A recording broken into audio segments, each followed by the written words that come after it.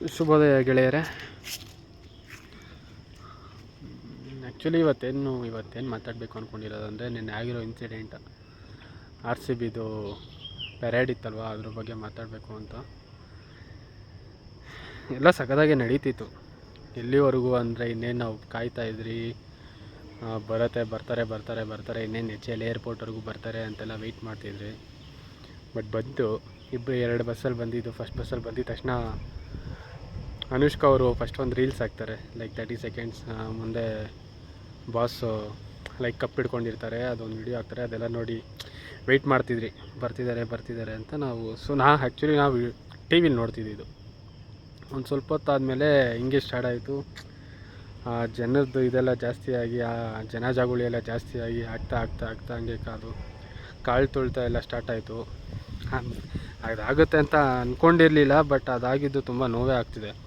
ಅದೆಲ್ಲ ಆದಮೇಲೆ ಆ್ಯಕ್ಚುಲಿ ಇಲ್ಲಿಗೆ ಫಸ್ಟು ಪ್ರಶ್ನೆ ಬರೋದೇನೆಂದರೆ, ವಿಧಾನಸೌಧ ಹತ್ರ ಏನಕ್ಕೆ ಮಾಡಿದ್ರು ಅಂತಲೇ ಗೊತ್ತಾಗ್ತಿಲ್ಲ. ಆ ಅರೇಂಜ್ಮೆಂಟ್ಸ್ ಅಂತ ಬೇಕಾಗಿತ್ತಾ? ಇದೆಲ್ಲರೂ ಯೋಚನೆ ಮಾಡಲೇಬೇಕು. ಯೋಚನೆ ಎಲ್ಲ ಇದು ಕಾಮನ್ ಥಿಂಗ್ ಇದು. ಆ್ಯಕ್ಚುಲಿ ಇದು ಅದೇನಕ್ಕೆ ಮಾಡಿದ್ರು ಅಂತ ಇನ್ನೂ ಇವಾಗೂ ಗೊತ್ತಿಲ್ಲ. ಇವ್ರು ತೌಲ್ಗೋಸ್ಕರ ಮಾಡ್ಕೊಂಬಿಟ್ಟು ಪಾಪ ಜನಗಳದ್ದು ಜೀವ ತೆಗಿಯೋಕ್ಕೆ ಮಾಡ್ದಂಗೆ ಇದೆ ಇದು. ಆ್ಯಕ್ಚುಲಿ ಅದು ಸತ್ಯ. ಅದು ಆ ವಿಧಾನಸೌಧ ಹತ್ರ ಏನಕ್ಕೆ ಬೇಕಿತ್ತು? ಅಲ್ಲಿ ಇರೋದೇ 100 ಫೀಟ್ ರೋಡು.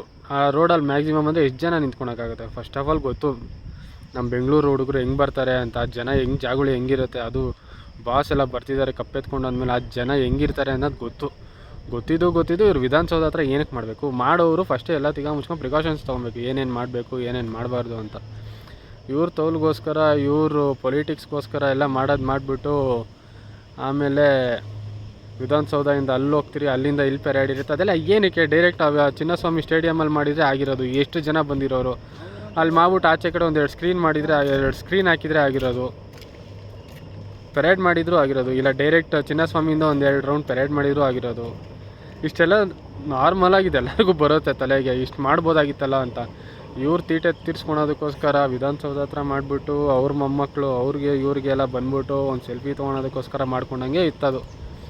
ಅದೆಲ್ಲ ಆದಮೇಲೆ ಪಾಪ ಈ ಜನಗಳು, ನಮ್ಮ ಜನ ಗೊತ್ತು ಫಸ್ಟೇ ಲಾಯಲ್ ಅಂದರೆ ನಾವು ಅಂದ್ರೇ ಲಾಯಲು, ಬೆಂಗಳೂರು ಅಂದ್ರೇ ಲಾಯಲು. ಇಷ್ಟೆಲ್ಲ ಇಟ್ಕೊಂಡು ಇವ್ರು ಮಾಡೋದೆಲ್ಲ ಮಾಡಿ ಇವ್ರದ್ದೆಲ್ಲ ಆದಮೇಲೆ ಅವ್ರನ್ನ ಅಲ್ಲಿ ಕಳಿಸೋ ಅಷ್ಟರಲ್ಲಿ ಇದೆಲ್ಲ ಆಗುತ್ತೆ. ಅದು ಗೊತ್ತೇ ಆಗುತ್ತೆ. ಅದರಲ್ಲೂ ಪೊಲೀಸ್ ಫೋರ್ಸ್ ಇತ್ತು, ಇಲ್ಲ ಅಂತಲ್ಲ. ಬಟ್ ಈ ಜನಕ್ಕೆ ಅದು ಸಾಲಲ್ಲ ಅನ್ನೋದು ಗೊತ್ತು. ಇವ್ರು ನೆನ್ನೆನೇ ಮಾಡ್ಕೊಂಡಿದ್ದು. ಆ್ಯಕ್ಚುಲಿ ನೆನ್ನೆನೇ ಗೊತ್ತಿತ್ತು ಇವ್ರು ಬರ್ತಾರೆ ಅಂತ. ಮೊನ್ನೆನೇ ಗೊತ್ತಿತ್ತು ಇವ್ರು ನೆನ್ನೆ ಬರ್ತಾರೆ ಅಂತ. ನೆನ್ನೆ ಬೆಳಗ್ಗೆನೇ ಇದೆಲ್ಲ ತೊಗೊಬೋದಾಗಿತ್ತು. ಏನೇನು ಬೇಕು, ಏನೇನು ಮಾಡಬಾರ್ದು, ಏನೇನು ಮಾಡಬೇಕು ಅನ್ನೋದು ಇವ್ರಿಗೆ ಗೊತ್ತಿರುತ್ತೆ. ಅದೆಲ್ಲ ತೊಗೊಬೇಕು. ಇವಾಗ ಒಬ್ಬರು CM ಹೋಗ್ತಿದ್ದಾರೆ ಅಂದರೆ ಅದಕ್ಕೆ ಏನೇನು ಬೇಕೋ ಅದೆಲ್ಲ ಮಾಡ್ತಾರೆ. CMಗಿಂತ ಬಾಸ್ ಬರ್ತಿದ್ದಾರೆ ಅಂದರೆ ಅದು ದೊಡ್ಡ ಮ್ಯಾಟರೇ. ಅದು ಪೆರೇಡ್ಗೆ ಅದನ್ನೆಲ್ಲ ತಗೊಂಡು ಮಾಡಿದರೆ ಆಗ್ತಿರ್ಲಿಲ್ಲ. ಬಟ್ ಸಿಕ್ಕಾಪಟ್ಟೆ ಬೇಜಾರು ಅನ್ನೋದೇನು. ಇಡೀ ಕರ್ನಾಟಕಕ್ಕೆ ಕಪ್ ಗೆದ್ದ ಮೇಲೆ ಹಿಂಗಾಗುತ್ತೆ ಅಂದರೆ ಅದು ಬೇಜಾರಲ್ಲ, ಅದು ನೋವೇ ಆಗುತ್ತೆ. ಅದರಲ್ಲೂ ಚಿಕ್ಕ ಹುಡುಗ, ಹೆಣ್ಮಕ್ಳು, ಅಷ್ಟು ಜನ ಹೆಣ್ಮಕ್ಳು ಬಂದಿದ್ರು ಪಾಪ. ಅವ್ರಿಗೆ ಅಲ್ಲಿ ಆಗ್ತಿಲ್ಲ, ಯಾರೂ ಇಲ್ಲ, ಅಕ್ಕಪಕ್ಕ ಯಾರೂ ಇಲ್ಲ. ಅಲ್ಲಿ ಡಾಕ್ಟರ್ ಅಂದರೆ ಯಾರೂ ಇಲ್ಲ. ಇದು ಹೆಂಗಾಯಿತು ಅಂದರೆ, ಎಲ್ಲೋ ವಾರ್ ನಡೆದು ವಾರಲ್ಲಿ ಜನಗಳು ಸಾಯ್ತಿದ್ದಾರೆ, ಯಾರು ಕೇರ್ ಮಾಡೋರಿಲ್ಲ ಅನ್ನೋದು ಅಷ್ಟು ವರ್ಷಾಗಿತ್ತು ನೆನ್ನೆ ಪರಿಸ್ಥಿತಿ. ಪಾಪ ಚಿಕ್ಕ ಮಗು, ಅದು ಉಸಿರಾಡೋಕ್ಕಾಗ್ದಿರ ಅವ್ನು ಒದ್ದಾಡ್ತಿದ್ದಾನೆ. ಪೊಲೀಸ್ ಎತ್ಕೊಂಡಿದ್ದಾರೆ, ಡಾಕ್ಟರ್ ಅಂತಿದ್ದಾರೆ, ಯಾರೂ ಇಲ್ಲ, ಕೇರ್ ಮಾಡೋರಿಲ್ಲ. ಪಾಪ ಅವ್ರು ಗಾಳಿ ಆಡಿಸ್ತಿದ್ದಾರೆ, ಆಗ್ತಿಲ್ಲ. ತುಂಬ ಬೇಜಾರಾಗಿದೆ. ಅಂದರೆ ವರ್ಸ್ಟ್ ಅದು. ಆಗಬಾರ್ದಿತ್ತು, ಆಯಿತು ಅಂತ ಹೇಳ್ತಾರೆ.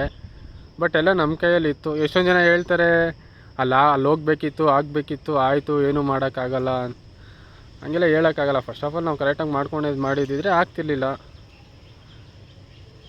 ಇದು ಆ್ಯಕ್ಚುಲಿ ಇದು ನಮ್ಮ ಗೌರ್ಮೆಂಟ್ದೇ ತಪ್ಪು, ಮ್ಯಾನೇಜ್ಮೆಂಟ್ದು ತಪ್ಪಲ್ಲ, ಗೌರ್ಮೆಂಟ್ ತಪ್ಪಿದು.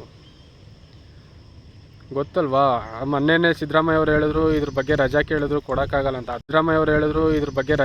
ಕೊಡೋಕ್ಕಾಗಲ್ಲ ಅಂತ. ಅದೆಲ್ಲ ಗೊತ್ತಿದ್ದು ಇದೆಲ್ಲ ಅದೆಲ್ಲ ಅರೇಂಜ್ಮೆಂಟ್ ಮಾಡಿಸ್ಕೊಳಕ್ಕೆ ಗೊತ್ತಿಲ್ವಾ? ನಿನ್ನೆ ನೋಡಿದ್ರೆ ಏನೋ ಮೀಡಿಯಾ ಮುಂದೆ ಹೆಂಗಂದ್ರೆ ಹಂಗೆ ಮಾತಾಡ್ರಿ, ನಮಗೇನು ಗೊತ್ತಿತ್ತೇನ್ರಿ, ದಬ್ಬಾಳಿಕೆ ಮಾಡ್ತಿದ್ದಾರೆ.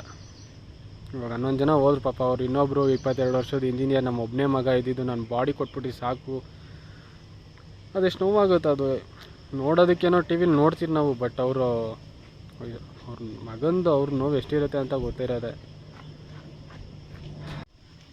ಆಮೇಲೆ ಏನು ನಷ್ಟ ಪರಿಹಾರ 10 ಲಕ್ಷ ಕೊಡ್ತೀನಿ. ಗುರು 10 ಲಕ್ಷ ಕೊಡೋದು ಇಂಪಾರ್ಟೆಂಟ್ ಅಲ್ಲ ಗುರು. ಸರಿ ಆಯ್ತು, ಅದೇ ಜಾಗದಲ್ಲಿ ಇವಾಗ ಅವ್ರ ಮಕ್ಕಳು ಸತ್ರ ಅಲ್ಲ, ನಿಮ್ಮ ಮೊಮ್ಮಕ್ಕಳನ್ನೂ ಅಲ್ಲೇ ಬಿಟ್ಬಿಡ್ಬೇಕಾಗಿತ್ತು. ಹೋಗ್ರೋ ನೀವು ಆ ಜನ ಜಾಗಗಳಲ್ಲಿ ಹೋಗ್ರೋ ನೋಡೋಗ್ರೋ ಅಂತ ಹಾಂ ಅಂತ ಸ್ಟೇಜ್ ಮಾಡಿಸ್ಕೊಂಡು ಅಲ್ಲಿ ಕುಣಿಸ್ಕೊಂಡು ಅಲ್ಲಿ ಮೀಟ್ ಮಾಡಿಸಿ ಕೊಹ್ಲಿನ ಇವರು ಅವರು ನಿಮ್ಮ ದೊಡ್ಡ ಫ್ಯಾನು. ಅಲ್ಲಪ್ಪ, ನಿಮ್ಮ ಫ್ಯಾನ್ ಆಗಿರ್ಬೋದು, ಇಲ್ಲಿ ನಾವು ಡೈಯಾರ್ಡ್ ಫ್ಯಾನು. ಸತ್ತಿದ್ದೀರಿ, ಅದಕ್ಕಿಂತ ದೊಡ್ಡದೇನು ಎಷ್ಟು ಜನ ಸತ್ತಿಲ್ಲ ನಿನ್ನೆ. ಹಾಂ ನೀವು ಶೋಕಿ ಮಾಡೋದಕ್ಕೋಸ್ಕರ ನಮ್ಮ ಜನಗಳ್ದು ಯಾಕಪ್ಪ ಜೀವ ತೆಗಿಬೇಕು? ಹಾಂ ಏನು ತಮಾಷೆನಾ ಅದು?